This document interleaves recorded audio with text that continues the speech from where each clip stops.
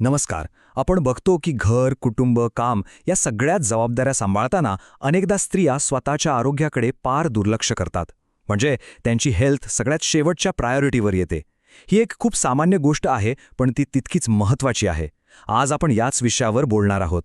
कधी स्वतःला हा प्रश्न विचारलाय का की आपण खरंच आपल्या आरोग्याला इतकं मागे ढकलतोय का? आणि याचं उत्तर काहीही असो, टेन्शन घेऊ नका. आजच्या या माहितीमुळे आपल्याला आपल्या सवयींवर विचार करण्याची आणि त्यात सकारात्मक बदल घडवण्याची एक संधी मिळेल. चला मग, आज आपण अशाच 5 मोठ्या चुकांबद्दल बोलूया, ज्या अनेक जणी नकळतपणे करतात आणि ज्याचा त्यांच्या तब्येतीवर खूप मोठा आणि गंभीर परिणाम होऊ शकतो. या चुका आहेत ना, त्या सुरुवातीला खूप छोट्या वाटतात, पण त्या हळूहळू अगदी आतून आपलं आरोग्य पोखरून काढतात आणि मग त्याचे परिणाम आपल्याला खूप काळ भोगावे लागतात. म्हणूनच याकडे लक्ष देणं खूप गरजेचं आहे. तर सगळ्यात पहिली आणि कॉमन चूक म्हणजे वेदना सहन करत राहणे. आपलं शरीर आपल्याला काहीतरी सांगायचा प्रयत्न करतंय, काहीतरी सिग्नल देतंय, आणि आपण त्याकडे दुर्लक्ष करतो. हे वाक्य तर आपल्या किती ओळखीचं आहे नाही का? पिरियड्समधलं दुखणं असेल, कंबरदुखी असेल किंवा सततचा थकवा. अरे, आपण अनेकदा काय करतो, हे सगळं नॉर्मल आहे असं म्हणून सोडून देतो. पण खरंच हे सगळं नॉर्मल आहे का? हे बघा, हे एक दुष्टचक्रच आहे. आपण वेदना आणि लक्षणांकडे दुर्लक्ष करतो आणि मग नकळतपणे पीसीओडी, ॲनिमिया किंवा हॉर्मोनचे गंभीर समस्यांना आमंत्रण देतो.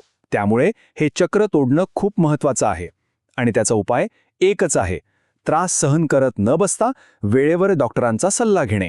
आता जसं आपण शारीरिक वेदनांकडे दुर्लक्ष करतो ना, तसंच आपण आपल्या मानसिक आणि भावनिक गरजांकडेही दुर्लक्ष करतो.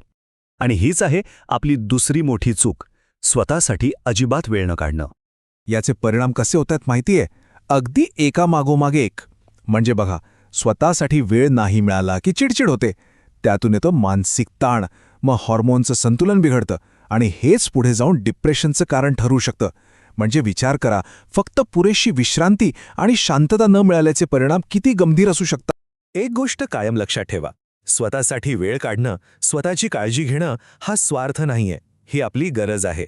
दिवसभरातल्या धावपळीतून फक्त 30 मिनिटं स्वतःसाठी काढून बघा. हे एक छोटंसं पाऊल आहे, पण ते खूप मोठे बदल घडवू शकतं.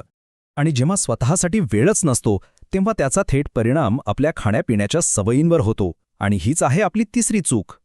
अनेकदा कुटुंबाला प्राधान्य देता देता स्त्रिया स्वतःच्या आहाराकडे पूर्णपणे दुर्लक्ष करतात. इथे बघा, किती मोठा फरक आहे आपल्या सवयींमध्ये आणि शरीराच्या गरजांमध्ये. आपण अनेकदा काय खातो? उरलेलं अन्न, जंक फूड किंवा मग जेवणच स्किप करतो. आणि आपल्या शरीराला खरं तर काय हवंय? पौष्टिक, घरगुती जेवण, फळं, भाज्या आणि सगळ्यात महत्त्वाचं, भरपूर पाणी. आणि मग या चुकीच्या आहारामुळे काय होतं? शरीरात लोहाची कमतरता, सततचा थकवा, केस गळायला लागतात, त्वचेच्या समस्या सुरू होतात.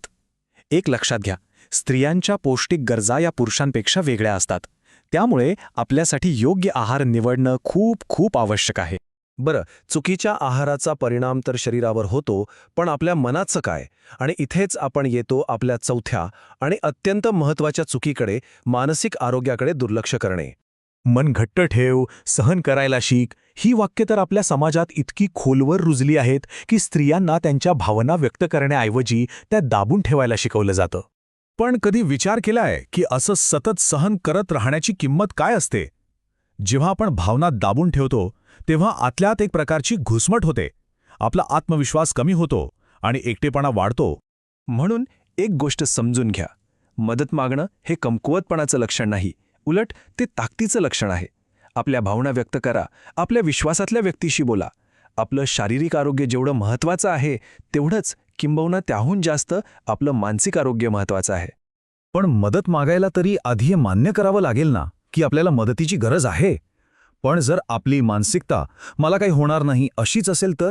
आणि हीच आहे आपली पाचवी आणि खरं सांगायचं तर सगळ्यात धोकादायक चूक: मी खूप स्ट्रॉंग आहे, मला काही होत नाही, किंवा आजारपण वगैरे तर दुसऱ्यांना होतं, असा विचार करून अनेक जणी आरोग्याकडे दुर्लक्ष करतात.